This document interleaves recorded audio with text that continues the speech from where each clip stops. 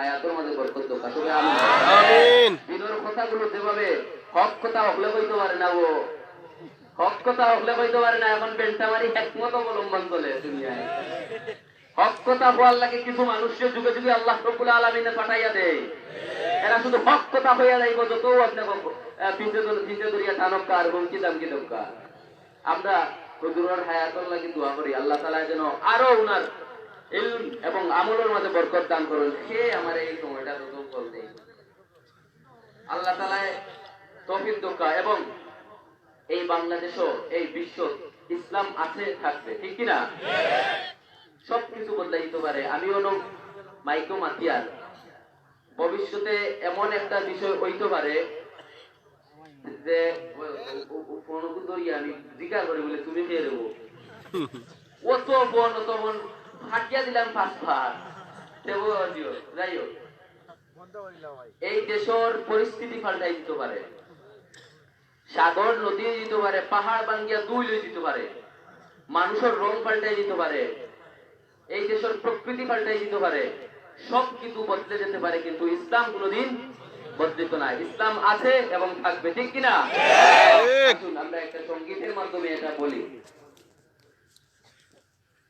বাংলাদেশের সব মানুষের নাম বদলাতে পারে, বইয়ের পাতায় স্বাধীনতা সংগ্রাম বদলাতে পারে, বঙ্গোপসাগরের সব পানি যেতে পারে শুকিয়ে, গোটা রাজধানী গিলে নিতে পারে বুড়িগঙ্গার ঢেউ, ঠিক কিনা?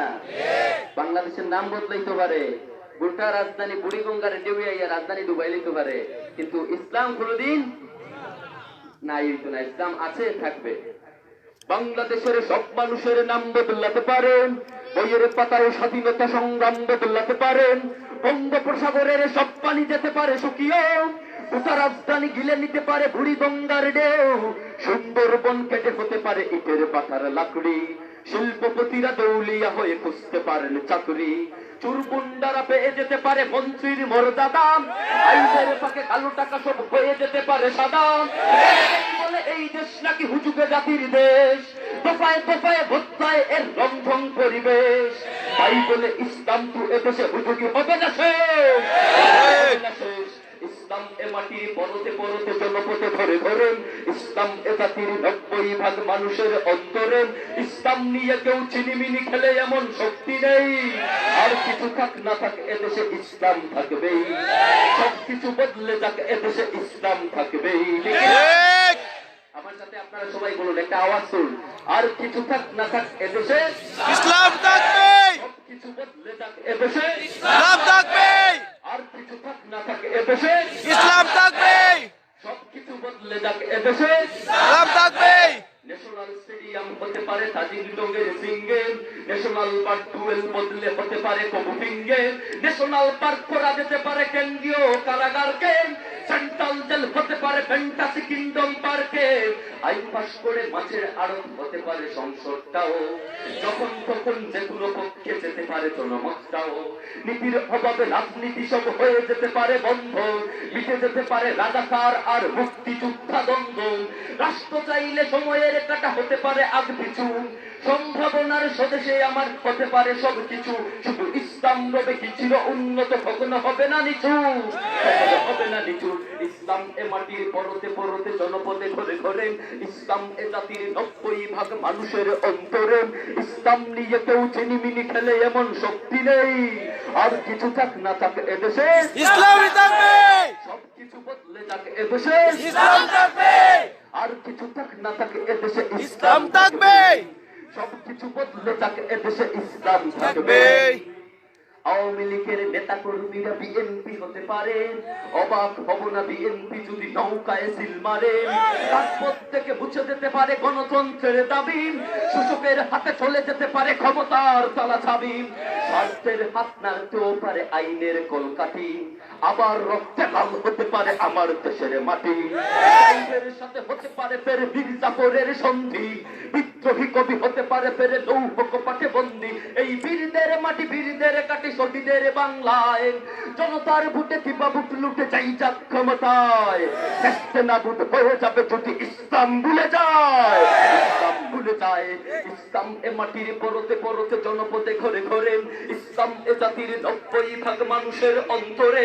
ইসলাম নিয়ে কেউ চিনিমিনি খেলে এমন শক্তি নেই, আর কিছু থাক না থাকে এদেশে ইসলাম থাকবে। সবকিছু বদলে যাক এদেশে ইসলাম থাকবে, আর কিছু থাক না থাকে এদেশে ইসলাম থাকবে। সবকিছু বদলে যাক এদেশে ইসলাম থাকবে, আর কিছু থাক না থাকে এদেশে আলেমরা থাকবে। সবকিছু বদলে যাক এদেশে আলেমরা থাকবে, আর কিছু থাক না থাকে এদেশে মাদ্রাসা থাকবে। সবকিছু বদলে যাক এদেশে মাদ্রাসা থাকবে, আর কিছু থাক না থাকে এদেশে মুসলিম থাকবে। সবকিছু বদলে যাক এদেশে মুসলিম থাকবে। ইসলাম ছিল ইসলাম আছে ইসলাম থাকবে, ইসলাম ছিল ইসলাম আছে ইসলাম থাকবে। ইসলাম ছিল ইসলাম আছে ইসলাম থাকবে। ইনশাআল্লাহ। আপনারা এই সঙ্গীতটি যে শুনেছেন, আপনাদের কি একটা চেতনা আসছে না? আমি মাদ্রাসার ছাত্র হতে পারি, আমি স্কুল ইউনিভার্সিটির ছাত্র হতে পারি, আমি যে কেউ হতে পারি। আমি আল্লাহ রাব্বুল আলামিনের তাওহীদের উপর বিশ্বাস করি না? অবশ্যই। সুতরাং আমি মাদ্রাসার ছাত্র বলে আমি ময়দানে কাজ করব, আর আমি কলেজের ছাত্র স্কুল ইউনিভার্সিটির ছাত্র বলে আমি কি দিনের জন্য কাজ করব না? তাহলে অবশ্যই আমরা এই নিয়োগ করি দিনের জন্য, আল্লাহকে পাওয়ার জন্য। যে কোনো পরিস্থিতিতে যে কোনো সময়ে আমরা উলামায়ে কেরামের পরামর্শ অনুযায়ী দিনের জন্য নিজের সময়, নিজের জ্ঞান, নিজের টাকা পয়সা, নিজের রক্ত পর্যন্ত ঢেলে দিতে প্রস্তুত আছে। ঠিক ঠিক কিনা? ঠিক।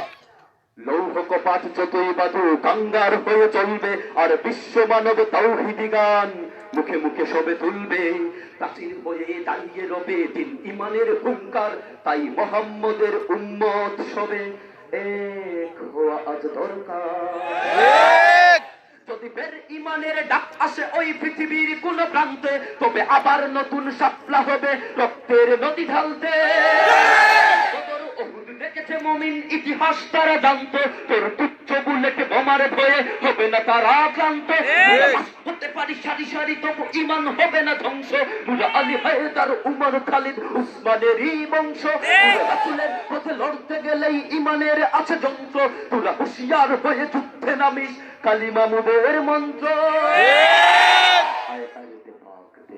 हुर्मत पे कद मेरी हम अब तक तेरे रगों में है खो बहा हमारा। चीनो अजब हमारा हिंदुस्तान हमारा, मुस्लिम है हम वतन है सारा जहां हमारा। चीनो अजब हमारा हिंदुस्तान हमारा, मुस्लिम है हम वतन है सारा जहां हमारा। মুরা এক আল্লাহর কথা বলি আর ময়দানে নামি সব, মুরা সাবানে স্লোগানে তাকবীর তুলে আল্লাহ মুদের রব। মুরা আঘাত পেলেই পক্ষ পেতে হয়ে যাই সব এক, মুরা কতদিন কত বিজয় পেয়েছি ইতিহাস খুঁজে দেয়। বাড়ি হাতে খুন মেখে লই প্রয়োজনে পারি মরতে, মুরা খুঁজে নেই সেই নতুন অস্ত্র দূর থেকে পারি মারতে। মুরা আলীর মতো হাতে তুলি সেই জিহাদের তলোয়ার, মুরা উমরের মতো মুখে বলি এক আল্লাহু আকবার। জালালের আজান শিখেছি বহুদিন আগে বহুকাল, মুরা গরুতন দিলে দুর্গ ভেঙে সত্য নায়ের উড়ে পাল। মুরা রাতের আধারে জিকির শিখেছি ময়দানে এসে তাকবীর, মুরা বারবার জিতি বিদ্রোহ করি রক্ত দিয়েছি কত বীর। हम नारे तकबीर से दुनिया को हिला दे, मिल्लत के हिफाजत के लिए जान लड़ा दे। हम नारे तकबीर से दुनिया को हिला दे, मिल्लत के हिफाजत के लिए जान लड़ा दे। हम नारे तकबीर से दुनिया को हिला दे, मिल्लत के हिफाजत के लिए जान लड़ा दे। हम नारे तकबीर से दुनिया को हिला दे, मिल्लत के हिफाजत के लिए जान लड़ा दे। हम लोग बहादुर है मुजाहिद है नजर है, मिल्लत के हिफाजत के लिए सीना सफर दे। हम लोग है सबसे सीना न पीला हुई तलवार। अय दुश्मन इस्लाम खबरदार खबरदार, अय दुश्मन इस्लाम खबरदार खबरदार, अय दुश्मन इस्लाम खबरदार खबरदार। अस्सलाम वालेकुम। अल्लाहु अकबर, अल्लाहु अकबर, जिंदाबाद जिंदाबाद, হুঁশিয়ার সাবধান, হুঁশিয়ার সাবধান, ইসলামের শত্রুরা, হুঁশিয়ার সাবধান, আলিম উলামার শত্রুরা। আল্লাহু আকবার, আল্লাহু আকবার।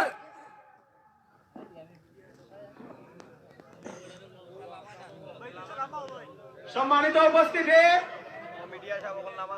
আপনারা সবাই অধীর আগ্রহে অপেক্ষায় আছেন আজকে প্রধান অতিথির কাছ থেকে গুরুত্বপূর্ণ বয়ান শোনার জন্য।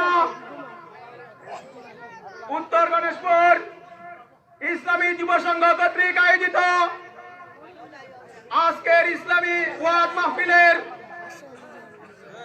এ পর্যায়ে আপনাদের সামনে গুরুত্বপূর্ণ বয়ান পেশ করবেন বাংলার আলোড়ন সৃষ্টিকারী বক্তা, বাতিলের আতঙ্ক, নাস্তিক মুরতাদদের বিরুদ্ধে বলিষ্ঠ কণ্ঠস্বর, বিশিষ্ট ইসলামী চিন্তাবিদ,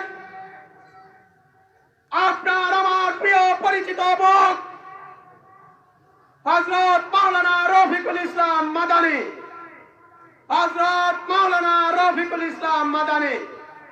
আমি হযরতকে তার বয়ান পেশ করার জন্য ইন্তেজামিয়া কমিটির পক্ষ থেকে সবিনয় অনুরোধ করছি।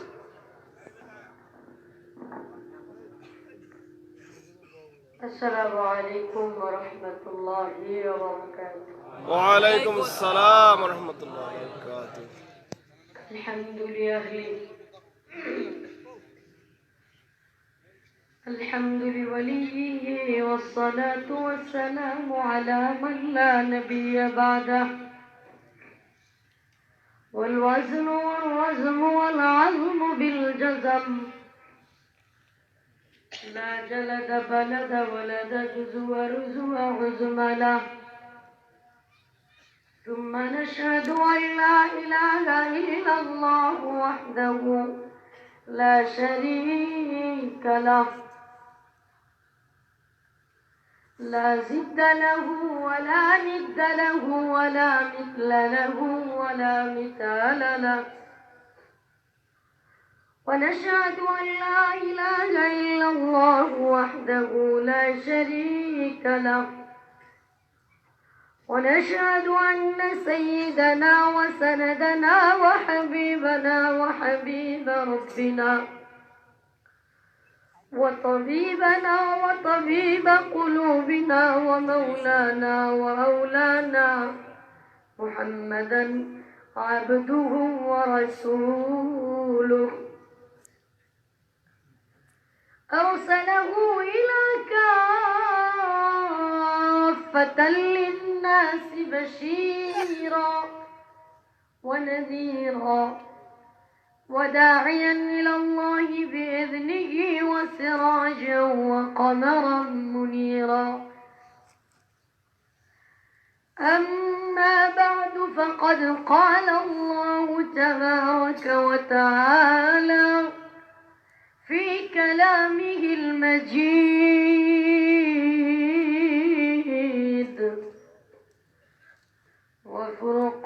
وفرقانه الحميد: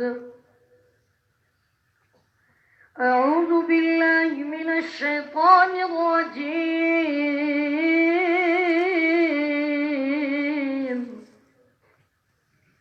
بسم الله الرحمن الرحيم.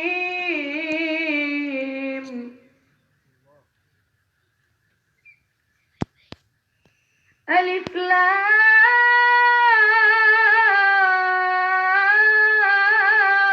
ميم.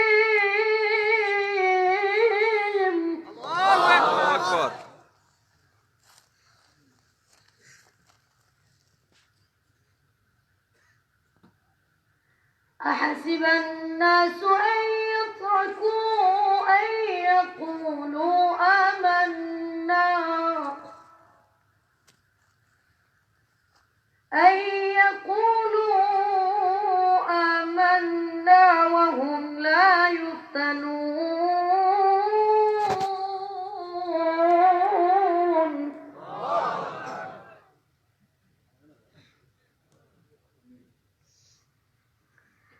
ولقد فتنا الذين من قبلهم فليعلمن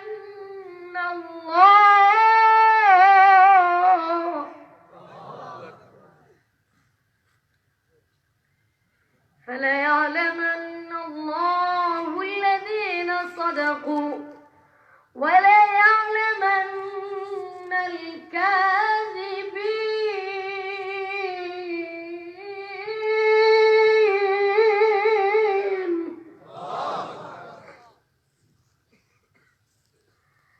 أم حسب الذين يعملون السيئات أن يسبقونا ساء ما يحكمون صدق الله مولانا العظيم وصدق رسوله النبي الكريم ونحن على ذلك من الشاهدين والشاكرين والحمد لله رب العالمين উত্তর গণেশপুর ইসলামী যুব সংঘ ইসলামপুর সার্থক সুনামগঞ্জ সিলেটের আজকের এই ওয়াজ মাহফিলের সম্মানিত প্রধান অতিথি, সম্মানিত সভাপতি, কবি ও দার্শনিক হযরত আল্লাম মাওলানা ইমামউদ্দিন দাওয়াত বরকাতুহুম, সিনিয়র শিক্ষক নোয়াগাঁও গণেশপুর মাদ্রাসা, প্রধান অতিথি শেখ তরিকত হযরত আল্লাম মাওলানা শেখ আব্দুল হান্নান দাওয়াত বরকাতুহুম, মুহতামিম নোয়াগাঁও গণেশপুর মাদ্রাসা, বিশেষ অতিথি বৃন্দ এবং মঞ্চ উপবিষ্ট আজকের এই উক্ত সম্মেলনের সম্মানিত অতিথিবৃন্দ, মাতার তাজুল্লাহ উলামায়ে কেরাম, সামনে উপবিষ্ট মুরব্বিয়ানে আযম, প্রিয় যুবক ভাইরা, পর্দানিশীন পর্দাওয়ালি শ্রদ্ধেয় মা ও বোনেরা, মহান রব্বুল আলামিনের দরবারে অসংখ্য অগণিত শুকর ও সুজুদ যে আল্লাহ রব্বুল আলামিন আপনাকে আমাকে এত সুন্দর ব্যবস্থাপনায় হাজারো হাজারো মুসল্লিকে একত্রিত করে কোরআন ও হাদিসের ঈমানি কিছু কথা, ইসলামের জাগরণী কিছু সঙ্গীত, হামদে বাড়ি তাআলা, নাতে রাসূল, কোরআনের তিলাওয়াত, কোরআনের আলোচনা শুনবার এবং বলবার তৌফিক রব্বে করিম দান করেছেন। সেজন্য অন্তরের অন্তঃস্থল থেকে কালিমাতুশ শুকর আদায় করে স্বতঃস্ফূর্ত আওয়াজ করে একবার বলি আলহামদুলিল্লাহ। আলহামদুলিল্লাহ। প্রিয় উপস্থিতি, আমার যে কাজ, আমার যে দায়িত্ব, সেটা অনেকটাই সুফিয়ান ভাই আদায় করে ফেলছে। আমরা আসলে ময়দানে ওই কবরের হাসরের ফুলসিরাতের মিজানের ওয়াজ করবার জন্য আসি না। যদিও কবরের হাসরের ফুলসিরাতের মিজানের ওয়াজ শুনতে খুব ভালোই লাগে, কোনো কথার মধ্যে তিতা লাগে না, মানলে মানলাম, না মানলে নাই। কিন্তু দুর্নীতি, সুদ, ঘুষ, শাতিমে রাসূল, নাস্তিক মুরতাদদের বিরুদ্ধে বললেই গায়ে লাগে। হুজুর এই ওয়াজ করবেন না, হুজুর রাজনৈতিক বক্তব্য দিবেন না, হুজুর কোরআন হাদিস থেকে বলবেন। আমার জানতে ইচ্ছে হয়, আপনি যে কোরআন হাদিস থেকে বলার কথা আমাকে বলতেছেন, কোরআনের আয়াত কতগুলো আপনি জানেন? যদি বলেন জানি, কতগুলো? বলবেন ৬,৬৬৩।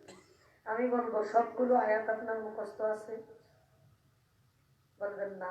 তা আমি কি ভিতর থেকে করতেছি না বাহির থেকে করতেছি আপনি বুঝবেন কেমনে? 6666 আয়াত মুখস্থ না থাকলে আমি কি ভিতর থেকে করতেছি না বাহির থেকে করতেছি আপনি বুঝবেন কিভাবে?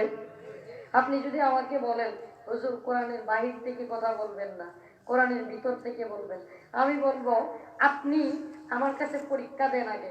আমি একটা আয়াত বলবো, আপনাকে বলতে হবে এটা কোরআনের কয় নাম্বার সূরা, কয় নাম্বার আয়াত, কয় নাম্বার সুরা। যদি বলেন আমি পারি না, তাহলে আমি বলবো আপনার এই কথা বলার যোগ্যতা নাই, আপনি পরীক্ষায় ফেল করছেন, সরেন এখান থেকে। ঠিক কি ঠিক না? সরেন এখান থেকে, কারণ আপনি তো ফেল করছেন। আমি তো নিজেই জানেন না কোনটা কোরআনের আয়াত কোনটা বাইরে। ঠিক কি ঠিক না? আর যদি বলেন যে ঠিক আছে আমি হাফেজ, আমি সব আয়াত জানি, তাইলেও আমার জানতে ইচ্ছে করে আপনি যে কোরআনের আলোচনা করতে বলছেন, কোরআন থেকে হাদিস থেকেও যদি আলোচনা করি, যাদের এজেন্ডা বাস্তবায়ন করার জন্য আসছেন বা যাদের পক্ষ থেকে আসছেন, আমাদের জানতে মনে চায় তারা কি আমাদের কোরআনের প্রত্যেক কথাও কি লিভারে হজম হবে কি? মানে আমাদের কোরআনের প্রত্যেকটা বয়ান কি তাদের লিভারে হজম হবে? হজম শক্তি আছে? একটু পরীক্ষা করব একটু পরীক্ষা। লিভারে কতটুকু হজম হয়? ঠিক আছে, কোরআন থেকে আলোচনা করব। হাফেজ কেউ আছেন এখানে? কোরআনের হাফেজ?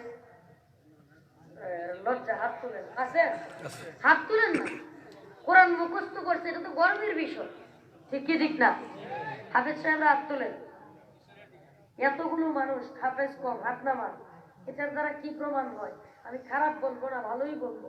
আমি দেখতেছি বর্তমানে যে কোনো মাহফিলে যায়, স্কুল কলেজ ভার্সিটি পড়ুয়া যুবক পোলাপান, সুবিয়ান্নার তাকায় দেখেন প্রায় 80% মানুষ যুবক।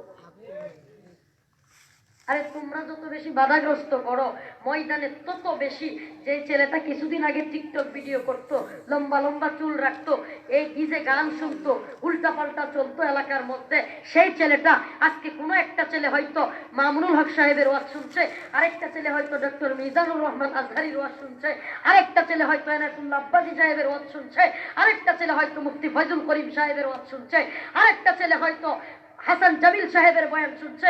আরে চারটাই শুনুক না কেন, শুনছে তো। এই যুবকদের উপচে পড়া বীর প্রমাণ করে তোমরা যত বেশি বাধাগ্রস্ত করতেছ, ইসলামের জুয়ার, ইসলামের বিপ্লব তত বেশি সন্নিকটে। যুবকদের এই একাগ্র চিত্তে প্রোগ্রামে আসা, মাহফিলে অ্যাটেন্ড করা প্রমাণ করে আগামী দিনের বাংলাদেশ ইসলামের বিপ্লবের বাংলাদেশ। সাধ্য নাই কোনো তার কাটার বেড়ার মধ্যে সীমাবদ্ধ করে রাখার, কোনো অস্ত্রের সেই পাওয়ার নাই, কোনো তাগুতের রক্ত চক্ষুর সেই পাওয়ার নাই যে পাওয়ার মুসলিমদের শক্তিকে রুখে দেয়। সম্ভব না। এই বিজয় থামাবে সাধ্যকার। আচ্ছা, যদি বলো যে আমরা কোরআন থেকে বললে মেনে নিব, আমার বলতে মনে চায় হাফেজদেরকে হাত তুলাইছি এই জন্য এখন থেকে আমি কোরআন থেকে বলবো, আপনারা বলবেন এটা কোরআনের আয়াত কি আয়াত না? আমার সাথে একমত হইতে পারবেন না? আয়াতে কারিমা তিলাওয়াত করছি। আস-সারিকু ওয়াস-সারিকাতু ফাকতাউ আইদিয়াহুমা জাযাআম বিমা কাসাবা নাকালাম মিনাল্লাহ। আল্লাহু আকবার। এটা কোরআনের আয়াত না বাহিরের? কথা বলেন হাফেজরা। আস-সারিকু ওয়াস-সারিকাতু ফাকতাউ আইদিয়াহুমা। চোর এবং চূর্ণী, চোর এবং চোর যদি পুরুষ হয় তাহলে চোর, আর যদি মহিলা হয় তাহলে চূর্ণী। ঠিক আছে? তার মানে আল্লাহ কোরআনে বলতেছে, আমার কথা না, কোরআনের কথা বলতেছে। এটা কোরআনের আয়াত তো। হাফেজ সাহেবরা হাত তুলেন আবার। যেহেতু ওনারা আমাদেরকে বলেন কোরআন থেকে বলতে, আমরা কোরআন থেকে বলতেছি। নামাজ। আস-সারিকু ওয়াস-সারিকাতু ফাকতাউ আইদিয়াহুমা জাযাআম বিমা কাসাবা নাকালাম মিনাল্লাহ। আস-সারিকু ওয়াস-সারিকাতু, চোর এবং চূর্ণীর, ফাকতাউ আইদিয়াহুমা, এদের হাত কেটে দাও। আগামীকালকে থেকে বাংলার সংসদে আইন হতে হবে, যে চুরি করুক, পদ্মা সেতুর চুরি হোক, হলমার্কের চুরি হোক, খানের নিচে তেলের চুরি হোক, সব চুরের সাথে হাত কাটো।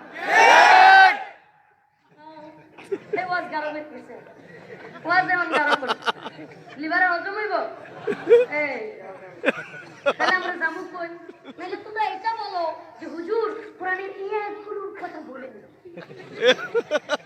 কোরআন হাদিসের বাইরে বলেন না, বলে বলবা হুজুর এই আয়াতগুলো থেকে বলবেন না, এই আয়াতগুলো সমস্যা। তাহলে কি বলবো? আসলে তোমরাও তো চাও কি আমরা জানি। তোমাদের চাওয়া হইলো রাতের বেলা যখন ঘুমাইতে যাই ভয় লাগে, ঘুমের মধ্যে কত মানুষ মরিয়া গেল, আমিও যদি মরিয়া যাই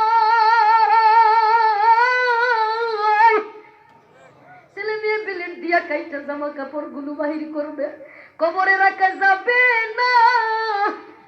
কলা পাতা রেডি কর, গরম পানির গোসলের ব্যবস্থা কর। এরে নবীর উম্মতের দল, হে যুবক, তোর মতো কত যুবক দাড়ি নাই, টুপি নাই। এই ওয়াজ শুনলে বড় ভালো লাগে না? আরে আমাদের এই ওয়াজের তো আলাদা লোক আছে নাকি গো? হাফিজুর রহমান সিদ্দিকী সাহেব, সোহাইব আশরাফি সাহেব, আমজাদ হোসেন আশরাফি সাহেব, আব্দুল কালেক শরীয়তপুরি সাহেব, আরে আমাদের কত বক্তা আছে কবর হাসর মিজানের ওয়াজ করার জন্য, নরম বক্তা আছে না? আমরা হলাম স্ট্রাইকিং ফোর্সের লোক, হেফাজতের স্ট্রাইকিং ফোর্স, হেফাজতের স্ট্রাইকিং ফোর্সে আছি আমরা। আমাদের দ্বারা কবর হাসরের ওয়াজ নাই, আমাদের ওয়াজ হবে দাওয়াত ফি সাবিলিল্লাহ, জিহাদ ফি সাবিলিল্লাহ, দিন ফি সাবিলিল্লাহ।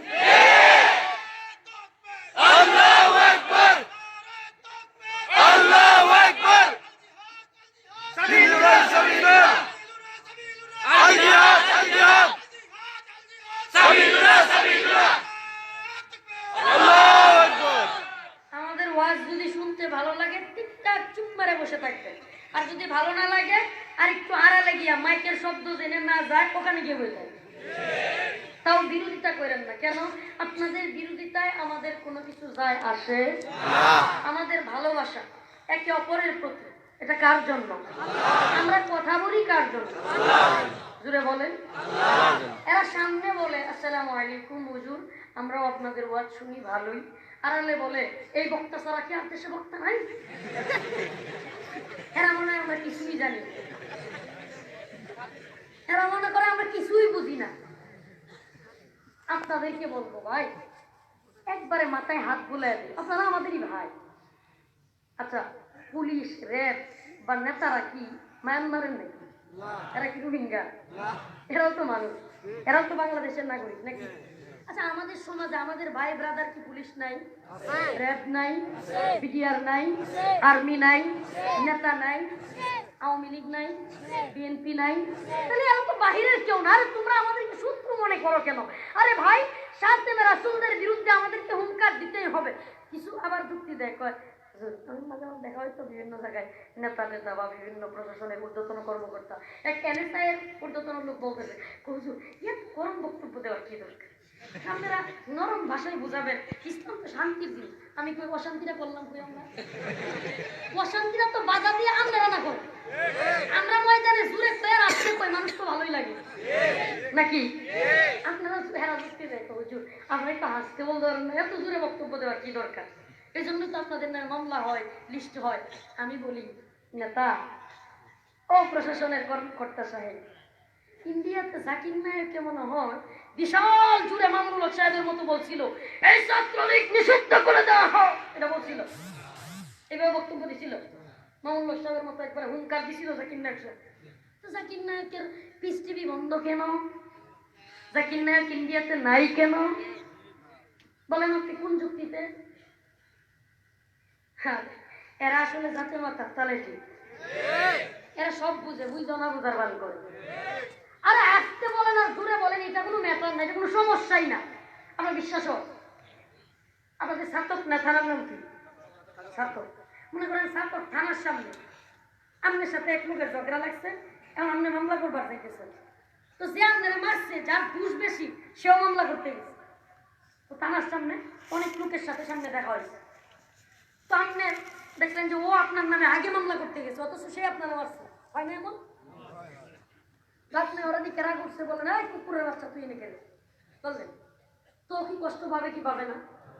সবার সামনে চিৎকার করে বললেন ওই কুকুরের বাচ্চা।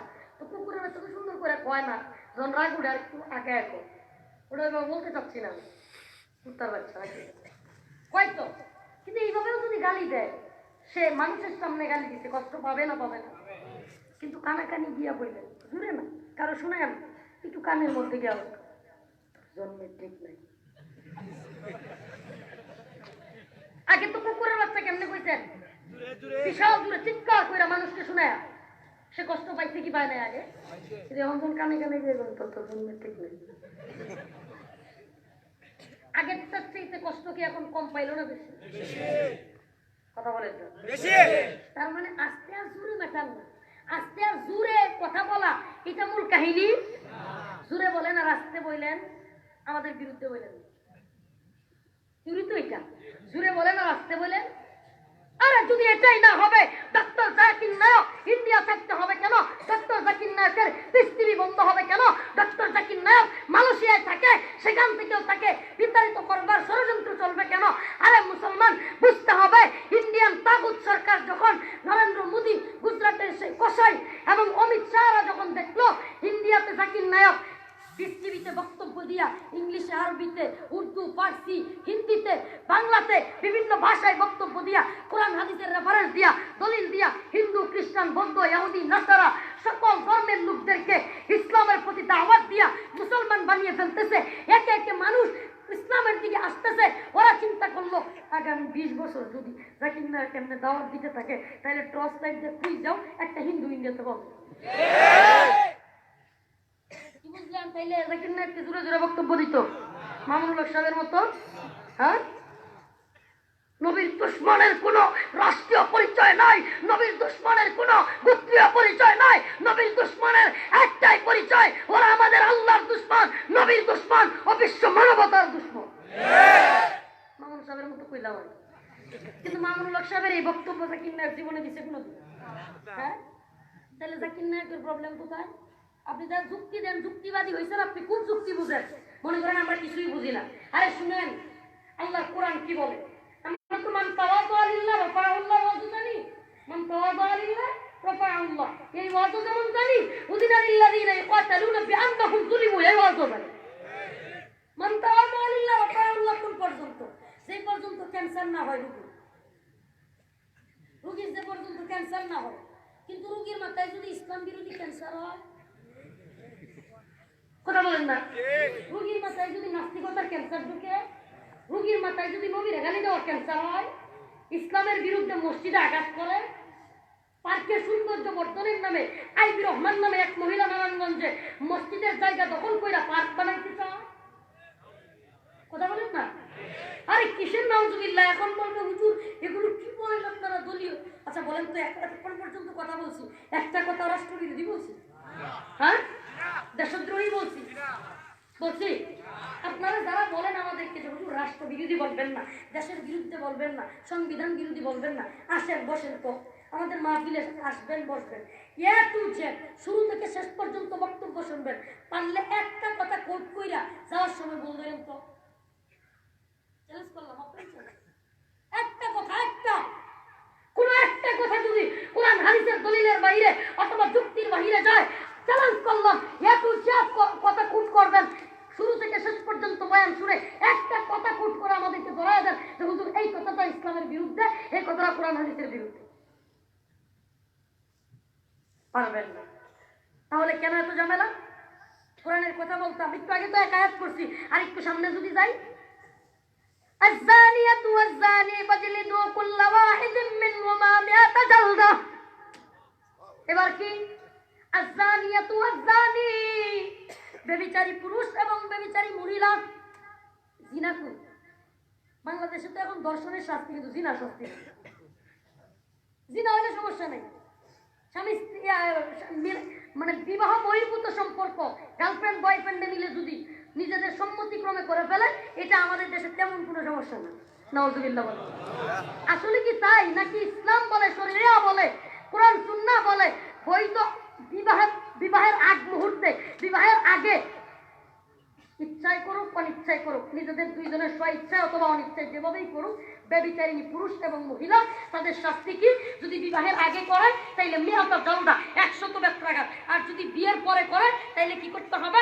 সবার সামনে একবারে প্রকাশ্যে পাথর মেয়েরা রজম করে হত্যা করতে হবে।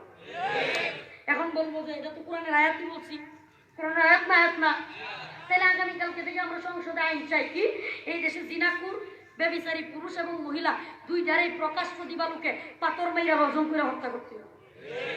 এখন বলবে হুজুর এই দেশে শরীয়তের আইন চলে না, হুজুর আপনারা জঙ্গিবাদী কথা বলেন কেন?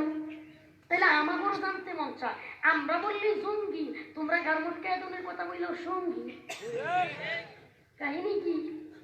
আমরা বললেই জঙ্গি, তোমরা বললেই সঙ্গী, আমরা কইলে হারাম, তোমরা কইলে আরাম। কি যুক্তি দিলা? এই জাতিরে কত বোকা বানায় আমার একবার। জাতিরে কত বোকা বানায় রাখবা?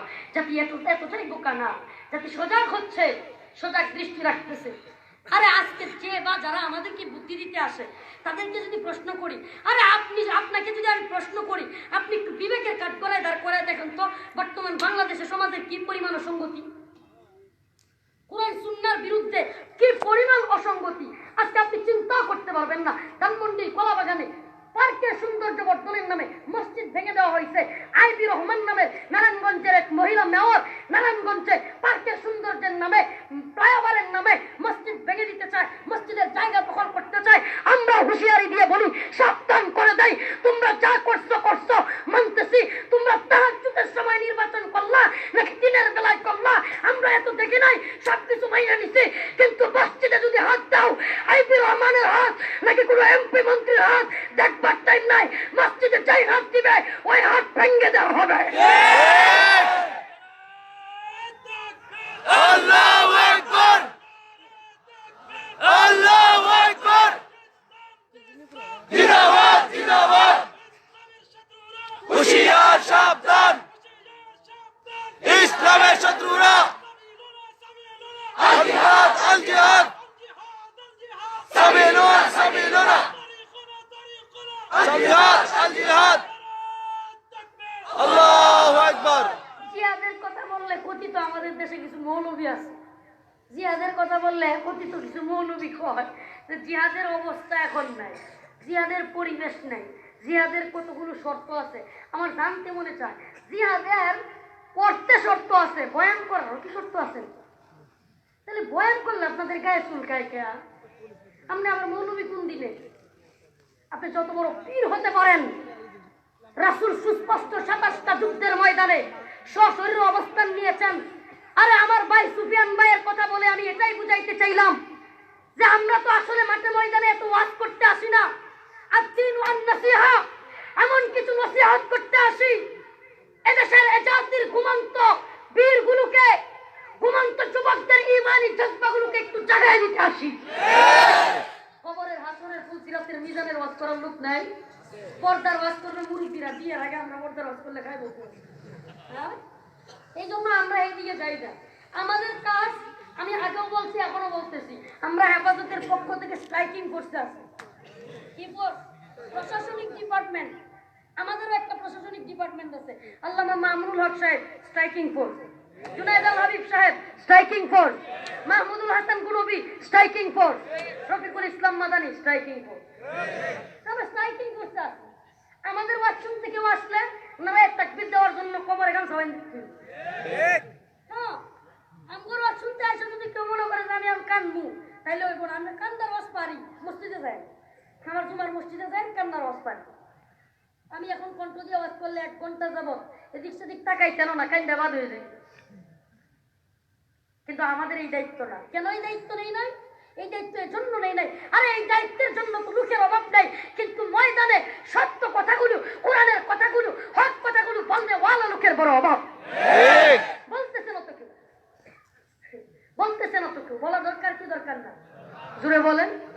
যারা বলেন মাহওয়াল পরিস্থিতি নাই জিহাদের, আমি বলবো আমরা কি বলছি নাকি এখনই বন্দুক লয়ে নেমে পড়েন জিহাদে? কোনো একটা বয়ানে বলছি এখনই নেমে পড়েন বলছি না? নামতে তো এখনই বলতেছি না, কিন্তু ইমানি জজ্বা তৈরি করে রাখতে কি হবে না? কি বলেন? জিহাদের মতো তামান্না রাখতে হবে কি হবে না? আরে মুনাফিক আর মুসলমানের পার্থক্য বোঝার সবচেয়ে বড় জায়গা হলো জিহাদ। আরে আল্লাহ রাসূলের সাথে জীবন ভরা আমি মুসলমান, নামাজ পড়তো, হাদিয়া খাইতো, তুফা আরাম আয়াত, হুজুরের সাথে ঘুরতো, রাসূল সাল্লাল্লাহু আলাইহি ওয়াসাল্লামের সাথে সব করতো, কিন্তু যেমনি রাসূল সাল্লাল্লাহু আলাইহি ওয়াসাল্লাম বলতেন হাইয়া আলাল জিহাদ, এমনি মুনাফিক আব্দুল্লাহ ইবনে উবাইয়ের দল ছেড়ে দিত। তার মানে আর নামাজ তারা পড়তো, রোজাও রাখতো, এরা সবই করতো, কিন্তু যখনই জিহাদের কথা আইতো তখনই ছেড়ে দিত। কারণ কি? কারণ কি? জিহাদে গেলে মরতে হয়। ঠিক কি ঠিক না? হ্যাঁ, আমাদেরকে একদল, আমি কথাগুলো বলতাম না, কিন্তু আসলে কষ্ট পেয়ে ফেলি। আমি গত কয়েকদিন আগে বরিশালে এয়ারপোর্ট থেকে ঢুকতেছি, সবাই যে খারাপ এমন না, আলহামদুলিল্লাহ আলহামদুলিল্লাহ। আমি এদেশের অসংখ্য পুলিশ অফিসারের ব্যাপারে জানি, অসংখ্য গোয়েন্দা সংস্থার ভাইদের ব্যাপারে জানি, এরাও আমাদের সাথে একমত। বরিশাল এয়ারপোর্টে আমি ঢুকতেছি, আমাকে এনএসআই এর গোয়েন্দা সংস্থার লোক বলতেছে, হুজুর আপনারা যে বলেন আমরা সরকারের গোলাম, এসে আসলে আমরা সরকারের গোলাম না, তাদের ধারণা কিছুই না। আমাদেরও মন চায় যে আল্লাহর নবীরে কেউ গালি দিলে আপনাদের সাথে আমরাও আন্দোলন করি, কিন্তু আমরা কেন পারি না? সুন্দর একটা যুক্তি দিচ্ছে, আমার ভালো লাগছে খুব যুক্তিটা, আমি কখনো এইভাবে খেয়াল করি না। বলে হুজুর সরকারি চাকরি কি শুধু আমরাই করি, র্যাব আর্মি পুলিশেরাই করি, নাকি মাস্টাররাও সরকারি চাকরি করে? স্কুলের মাস্টাররা কি করে? আচ্ছা হুজুর বলেন তো, স্কুলের মাস্টাররা তাদের বেতন ভাতার জন্য আন্দোলন করে কি করে না? বেতন বৃদ্ধির জন্য আন্দোলন করে না? হুজুর তারাও সরকারি চাকরি করে, কিন্তু তারা যদি সরকারি চাকরি কইরাও বেতনের জন্য আন্দোলন করে, সেটা হয় আন্দোলন। কিন্তু আমরা যদি কোনো সময় কোনো বিষয়ে আন্দোলন করি, এটা আন্দোলন হয় না, এটা হয়ে যায় বিদ্রোহ। কোনো যুক্তি বাস্তব তো। তারা যদি করে তাহলে কি হয়? মাস্টাররা যদি আন্দোলন করে বেতনের জন্য, তাইলে এটাকে আন্দোলনই বলে। আমরা আন্দোলন করলে আমাদের থেকেও আন্দোলনই বলে, আলেমদের থেকেও কি বলে? বিপি নুরুল হক নুররা করলেও আন্দোলনই বলে, ছাত্ররা করলেও আন্দোলনই বলে। কিন্তু প্রশাসনিক কোনো এক department, police RAB BGB army, যে কোনো ডিপার্টমেন্টের যদি কেউ আন্দোলন করে, সেটা আন্দোলন থাকে না, সেটা কি হয়? কেন? সশস্ত্র এবং নিরস্ত্র। আমরা আন্দোলন করলে আন্দোলন কেন? নিরস্ত্র। বিপি নুরুল হক নুররা আন্দোলন করলে আন্দোলন কেন? নিরস্ত্র। স্কুলের মাস্টার সাহেবরা আন্দোলন করলে আন্দোলন কেন? নিরস্ত্র। আর পুলিশ যদি আন্দোলন করে আল্লাহর নবীর পক্ষে হোক, তারাই আন্দোলনটা করতে পারবে না কেন? তাদের আন্দোলন থাকবে না, হয়ে যাবে বিদ্রোহ। ঠিক কি ঠিক না? এই পর্যন্ত এই পুলিশ অফিসার গোয়েন্দা সংস্থার যে কথাটা বলছে, একটা ওসি এসপি আমার আজ পর্যন্ত বলতে পারে না। আজ পর্যন্ত। এখন আমার বুঝে আসছে বাস্তবতা তো তাই। যদি বাস্তবেই পুলিশও আমাদের সাথে আন্দোলন শুরু করে, বাস্তবেই যদি আন্দোলন শুরু করে যারা রাসূলের পক্ষে, তাইলে তো বিশ্ব মিডিয়ায় তোলপাড় হবে যে বাংলাদেশে জঙ্গি বইরা গেছে, প্রশাসনে জঙ্গি। ঠিক কি ঠিক না? বিশ্ব মিডিয়ায় তোলপাড় হবে। এই চুক্তিটা আমার খুব ভালো লাগছে। কিন্তু আমরা তাহলে বলবো, আমেরিকায় প্রেসিডেন্ট নির্বাচন হয়, ক্ষমতা হস্তান্তর করতে চায় না পাগলা ডোনাল্ড ট্রাম্প, চায় না। তখন ডোনাল্ড ট্রাম্পকে নামানোর জন্য সে দেশের প্রশাসনকে বাধ্য করছে, আন্দোলন করছে জনতা। কিন্তু আন্দোলনের সময় প্রশাসনরা জনতাকে বাধা দেয় নাই, বিরোধিতাও করে নাই, পক্ষেও যায় না, চুপ ছিল। আপনারাও পারলে চুপ থাকবেন, তাইলে তো চলে। কিন্তু যদি যুক্তি দিয়া আমরা আবার বাধা দেন, তাইলে তো বুঝবো, আরে শুনেন, আপনারা সুনামগঞ্জ থেকে এক জায়গা থেকে ফিরিয়ে দিলেন, সাতক থেকে ফিরিয়ে দিলেন, অমুক জায়গা থেকে ফিরিয়ে দিলেন, তমুক জায়গা থেকে ফিরিয়ে দিলেন। মনে রাখবেন, আমরা কোনো একটা জায়গায় বাধাগ্রস্ত হওয়াকে যেমনই ভাবে ব্যর্থতা মনে করি না, তেমনি ভাবে কোনো একটা মাহফিল করে ফেলাকে সফলতা মনে করি না। আমাদের সফলতা এবং ব্যর্থতা সবকিছু আল্লাহর জন্য। মান আহাব্বা লিল্লাহ ওয়া আবগাদা লিল্লাহ, আমরা ভালোবাসবো তো আল্লাহর জন্য, ঘৃণা করবো তো আল্লাহর জন্য, ওয়া আতা লিল্লাহ, দান সদকা করবো তো আল্লাহর জন্য, ওয়া মানা লিল্লাহ, সুদ খাবো না, ঘুষ খাবো না, বা যে কোনো বিষয় থেকে বিরত থাকবো তো আল্লাহর জন্য। ফাকাদ ইস্তাকমালাল ঈমান, এটাই হলো ঈমানের পরিপূর্ণতা। সুবহানাল্লাহ বলেন। আজকে আমাদের একটু অবাক লাগে, কষ্টে বলি, কথিত কিছু নেতারা 2013 সালের পর থেকে আমাদেরকে খুঁটা দেয়, হুজুরে এত বড় বড় গরম বক্তব্য দেয়, এখানে লজ্জা নেই। কেন লজ্জা নেই? কেন? সপ্তাহ সত্তরে এত বড় পিটানি দেখা দিল, এরপরে এখনো গরম বক্তব্য দেয়। এগর কি শাপলা সত্তর খুব সফলতা নাকি? আমি সেই সমস্ত নেতাদেরকে বলি, এ কথাটা আমিই বলতেছি, এই জবাব আমি দিচ্ছি, এই জবাব সুস্পষ্ট জবাব। শাপলা চত্বরে মার খাওয়া, 2-4 জন মুসলমান দৌড় মারা, কয়েকজন শহীদ হয়ে যাওয়া, শাপলা চত্বর খালি হয়ে যাওয়া, তোমরা হয়তো ব্যর্থতা দেখতেছ। তোমাদের ব্যর্থতা সফলতা, আরে তোমাদের সফলতা মনে করো আমার ছেলে পাজারো গাড়ি দিয়ে ঘুরে, প্রাডু গাড়ি দিয়ে ঘুরে, আমার ছেলে জিক্সাস গাড়ি দিয়ে ঘুরে, আমার মেয়ে পাজারো গাড়ি দিয়ে প্রাডু গাড়ি দিয়ে ঘুরে, আমার সুনামগঞ্জে অনেক জায়গা, অনেক বড় বাড়ি, অনেক বড় গাড়ি। আরে তোমরা তো নেতা নেত্রী হওয়ার মধ্যে সফলতা দেখো, টাকা পয়সা নারী গাড়ি মদের মধ্যে সফলতা দেখো। তোমরা মনে করো কোনো একদিন মার খাইলেই ব্যর্থ হয়ে গেছে। আরে না না, আমাদের সফলতা ব্যর্থতা এগুলো না, টাকা পয়সা দুনিয়ার কোনো বিষয়ের মধ্যে আমাদের সফলতা নাই। আমরা তো মার খাওয়ার মধ্যেও সফলতা দেখি, মার দেওয়ার মধ্যেও সফলতা দেখি। আমরা মার খাওয়ার মধ্যেও সফলতা দেখি, দেওয়ার মধ্যেও সফলতা দেখি। আরে আমরা মার খাইও আল্লাহর জন্য, দেও আল্লাহর জন্য। মার খাওয়াও সুন্নাত, দেওয়াও সুন্নাত। কথা বলুন, মার কি গানে খাইতে হইব? ইদানিং আমাদের কিছু বক্তা ভাইদের যে গরম বক্তব্য আলহামদুলিল্লাহ, কিন্তু কয় কি রক্ত দিয়া জীবন দিয়া সব শেষ করে দিব, রক্ত দিব জীবন দিব আল্লাহর জমিনে। আরে ভাই খালি রক্ত দিব আর জীবন দিব কোনটা? রক্ত নিব জীবন নিব হইতে কার জন্য? জোরে বলে। এগুলো উগ্রবাদী বক্তব্য না, এটি উগ্রবাদী বক্তব্য না। শুনেন, আমরা রক্ত দিব নিব কার জন্য? যদি অবস্থান তৈরি হয় জিহাদ ফিসাবিলিল্লাহ করার মতো, তবে আল্লাহর জন্যই জীবন দিব। কার জন্য? সাহাবায়ে কেরাম শুধু কি মার খাইছে না দিছে? ইন্নাল্লাহ আশতারা মিনাল মুমিনিনা আনফুসাহুম, দিব নিব মরবো মারবো এই কথা দলিল তো চাইতেছে। এই সামনে রক্ত নেওয়ার কথা বলছেন, এখন তো পাইছে একটা, মানে কি কোট করবেন কইছেন না তখন, এই যে একটা পাইছি। আমি রক্ত নিব বলছেন কেন? আসো একটু আমার সাথে আসো। আল্লাহ তাআলা স্পষ্ট বলছেন, ইন্নাল্লাহ আশতারা মিনাল মুমিনিন আনফুসাহুম ওয়া আমওয়ালাহুম বিআন্না লাহুমুল জান্নাহ। ইন্নাল্লাহ আশতারা মিনাল মুমিনিন, আরে মুমিনরা তো তাদের জানমাল আমার কাছে বিক্রি করে দিয়েছে। আল্লাহ বলেন মুমিনদের জানমাল আমি কিনে নিয়েছি। কিসের বিনিময়ে? বিআন্না লাহুমুল জান্নাহ। কিসের বিনিময়ে? জান্নাতের কথা বিনিময়ে। বলেন না, জান্নাতের বিনিময়। এরপর আল্লাহ কি বলতেছে? কাতিলুনা ফি সাবিলিল্লাহ, এরা আমি আল্লাহর রাস্তায় জিহাদ করবে। সুবহানাল্লাহ বলে। ফায়াকতুলুনা ওয়া ইউকতালুন, কি মার খাইবে এবং মার দিবে, মরবে এবং মারবে। হুজুরা কি কয়? খালি কি মার খাবে বসে না মারবে এবং মরবে? কোরআনের আয়াত পাইছেন নি দলিল? আমি যে বলছি ময়মনসিংহে মার খাওয়াও সুন্নত দেওয়াও সুন্নত, দলিল আছে নি? সাহাবায়ে কেরাম কি খালি মার খাইছে না দিছে?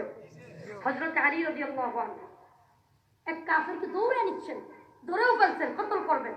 এই কাফের অন্যান্য সাহাবীদেরকে মারছে, হযরত আলী দৌড়ে ধরছেন মারবে। এমন অবস্থায় নিচ থেকে ওই কাফের থুতু মারছে। কি মারছে? সাথে সাথে হযরত আলী ছেড়ে দিয়েছে। সাহাবায়ে কেরাম বললেন, আলী আপনি ছেড়ে দিলেন? ছেড়ে দিলেন আপনি? এতক্ষণ দৌড়ে ধরলেন। হযরত আলী বলেন, এতক্ষণ পর্যন্ত আমি এই কাফেরকে মারতে চেয়েছিলাম আল্লাহর নবীর দুশমন মনে করে, আল্লাহর বিরুদ্ধে মনে করে। এতক্ষণ পর্যন্ত তাকে মারতে চাওয়াটা ছিল আল্লাহর জন্য, কিন্তু ও যখন আমাকে থুতু দিল তখন থেকে ওর প্রতি আমার ঘৃণা চলে আসলো।